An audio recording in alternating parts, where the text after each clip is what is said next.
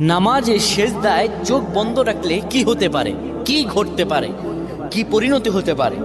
আমরা অনেকেই নামাজের সেজদায় চোখ বন্ধ রাখি। এটি আসলে আমাদের জন্য ভালো না ক্ষতি, এটি আমাদের জানতে হবে। নবী সাল্লাল্লাহু আলাইহি ওয়াসাল্লাম 532 নম্বর হাদিস সহিহ আল বুখারীতে বলেন, শোনো, তোমাদের মধ্যে কেউ যেন সেজদায় তার বাহুদয় যেন কুকুরের মতো না বিছিয়ে দেয়। অর্থাৎ এইভাবে অনেকে আমরা আছি, এইভাবে সেজদা দেই না। আমরা সেজদায় এই যে বাহুদয় আমরা জমিনের মধ্যে লাগিয়ে দেই, রাসূলুল্লাহ স্পষ্টত নিষেধ করেছেন এইভাবে যেন কেউ সেজদা না দেয়। এইভাবে যদি সেজদা দেয় আল্লাহর দরবার তার নামাজ কবুল হবে না।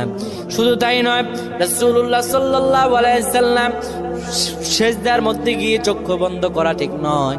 যারা চক্ষু বন্ধ করবে, হয়তো মনের ভিতরে কোনো ফাহশা থাকলে সেটা দেখা যেতে পারে, কিংবা চক্ষু যদি বন্ধ করে রাখে তার এখানে কি আছে, সেজদার মধ্যে গিয়ে কি দেখতে পায় না দেখতে পায়